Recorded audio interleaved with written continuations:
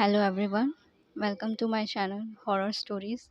तो चलिए सुनते हैं आज एक कब्रिस्तान की पुरस्कार कहानी। एक बार की बात है, केरल के एक छोटे से शहर में सुल्तान नाम का एक डरावना कब्रिस्तान था। ऐसा कहा जाता था कि उस कब्रिस्तान में विभिन्न प्रकार की अलौकिक शक्तियाँ रहती थीं। एक चांदनी रात को बिली, लूसी और रोहित तीन दोस्त कब्रिस्तान के किनारे पर एकत्रित हुए। अचानक उनको कब्रिस्तान से भयानक फुसफुसाहट की आवाज़ सुनाई दी। आवाज़ कहाँ से आ रही थी ये देखने के लिए वो हाथ में टॉर्च लेकर सावधानी से कब्रिस्तान के गेट के अंदर घुसे। जैसे ही वो कब्रिस्तान में दाखिल हुए, हवा तेज़ चलने लगी। अचानक उन्होंने एक इंसान को एक मकबरे के पास टहलते हुए देखा। वो उदास और खोया हुआ दिखाई दिया, इसलिए बिली, लूसी और रोहित उसके पास आए और पूछा, कौन हो तुम और इतनी रात को यहाँ क्या कर रहे हो?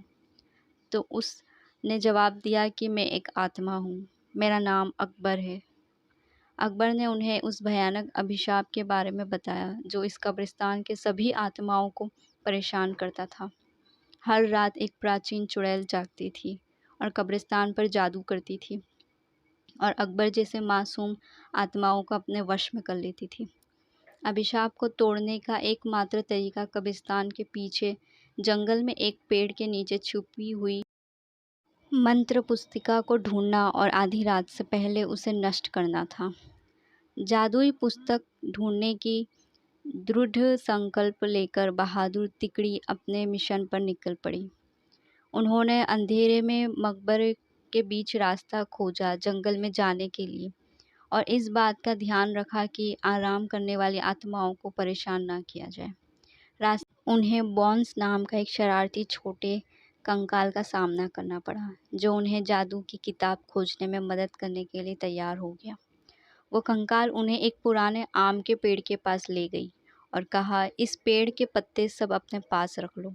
अगर ये पत्ता तुम्हारे पास रहेगा तो वो चुड़ैल तुम्हारा कुछ नहीं बिगाड़ सकती और ये पत्ता तुम्हारे जादुई किताब हासिल करने में भी मदद करेगा। ये कहकर वो कंकाल वापस कब्रिस्तान की तरफ चला गया। आम के पत्ते को अपने हाथ में लेकर तीन दोस्त जादुई किताब ढूंढने लगे।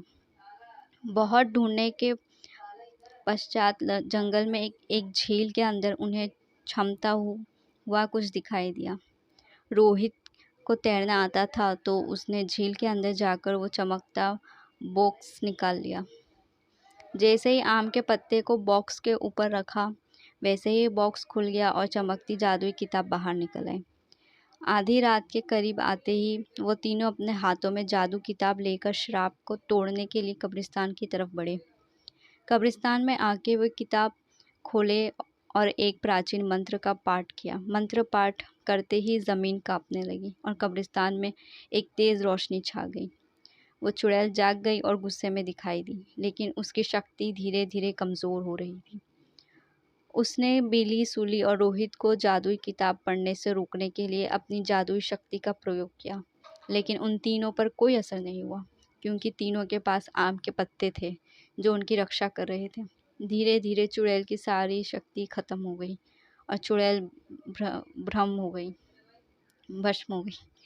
इस तरह बिली, लूसी और रोहित ने कब्रिस्तान में फंसी हुई आत्माओं को मुक्त किया और कब्रिस्तान से फिर शांति छा गई। तो आपको मेरी कहानी कैसी लगी आप मुझे कमेंट करके ज़रूर बताइए। अच्छी लगी हो तो लाइक कीजिए, शेयर कीजिए और मेरे चैनल को सब्सक्राइब कीजिए।